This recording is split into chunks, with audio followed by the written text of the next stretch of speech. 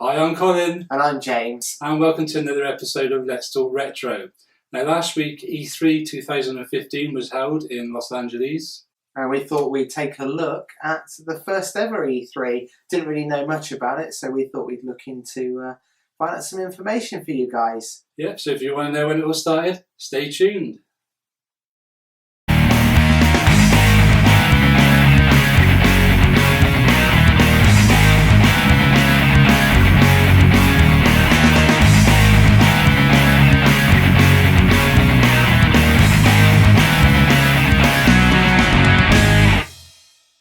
So, as we said, E3 2015 was held last week in Los Angeles, and that got us thinking when was the first ever E3 held?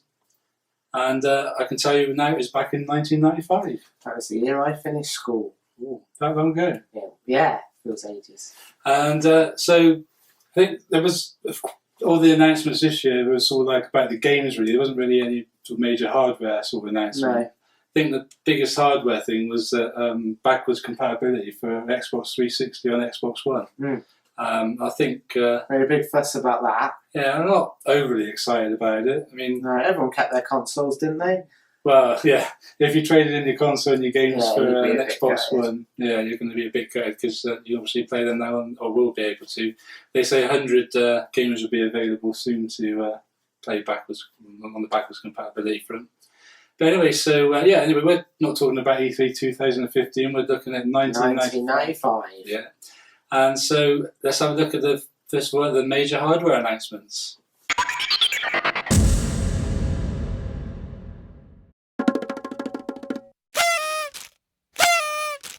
At E3 in 1995, a surprise announcement was made during the Sega press conference. This was that the Sega Saturn was now available at retailers for $399. The console's release date had been set for September the 9th, 1995, but Sega decided to drop the surprise at E3 that it was releasing the console early to compete with Sony's less expensive and soon-to-be-released PlayStation console.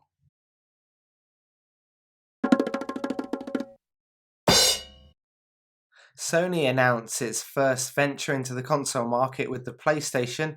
It announced it would be released on September the 9th, 1995 for $299, which was a whole $100 cheaper than the Sega Saturn. They also announced that over 50 games would be available for the new system by the end of the year. This was vastly larger than Sega's launch lineup for the Saturn.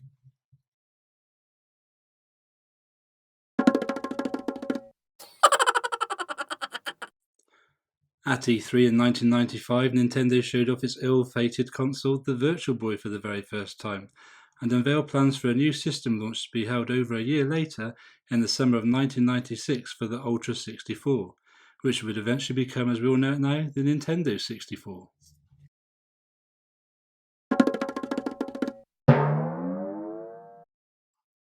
And Japanese company SNK unveiled the Neo Geo CD.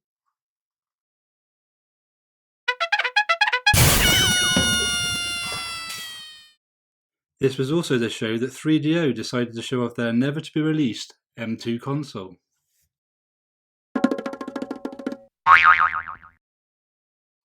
Atari announced the $300 Jaguar VR, which included a virtual reality headset unit and a controller, as well as the Jaguar CD add-on.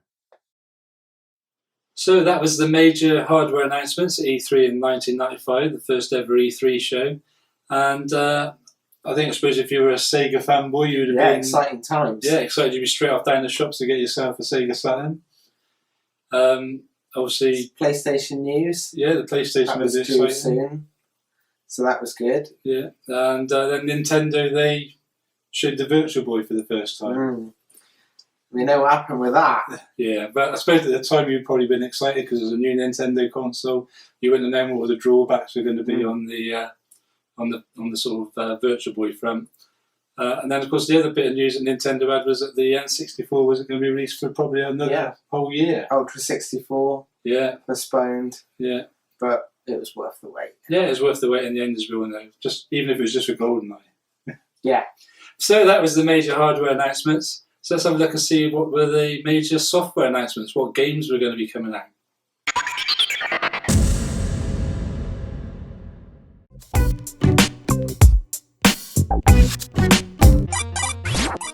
Sega decided to introduce us to Vector Man for the Genesis/Mega Drive. This was a run and gun platform game developed by Blue Sky Software.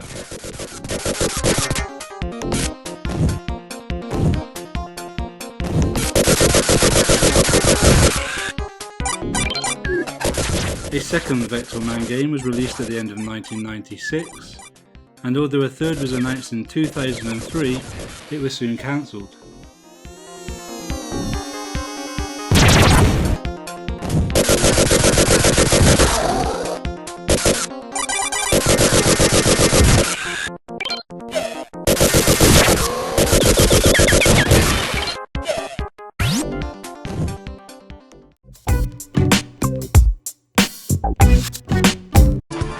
Sony showed off Battle Arena Toshinden, a weapons-based fighting game that was one of the first fighting games to boost polygonal characters in a 3D environment. It's credited for taking the genre into true 3D.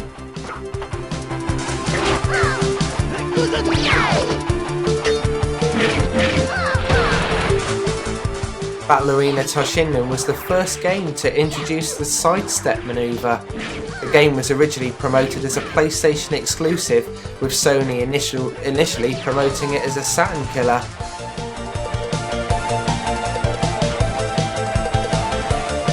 No problem.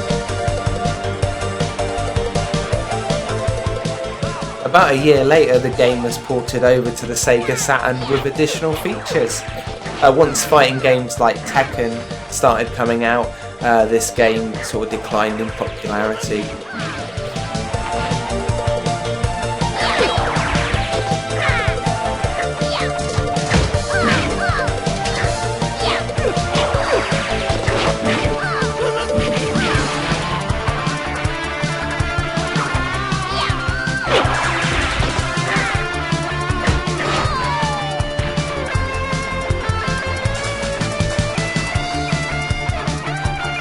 No problem.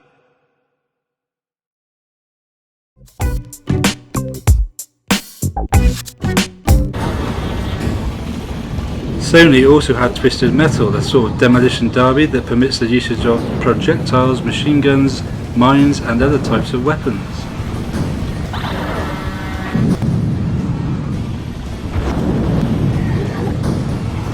Players chose a vehicle and an arena, or a series of arenas in story mode, to engage in battle with opposing drivers. A variety of weapons and upgrades were obtainable by pickups scattered throughout the stage, and the last driver alive was the winner.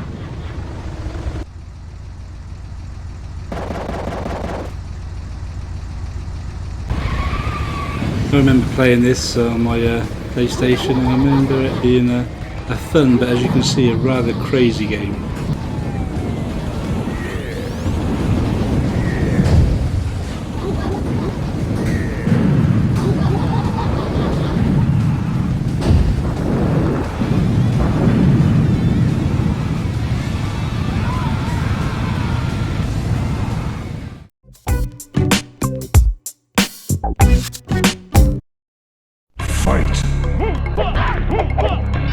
Williams were showing off Mortal Kombat 3, the third installment in the Mortal Kombat series, which retained all the blood and gore attacks that defined its predecessors. Zero wins. Fight.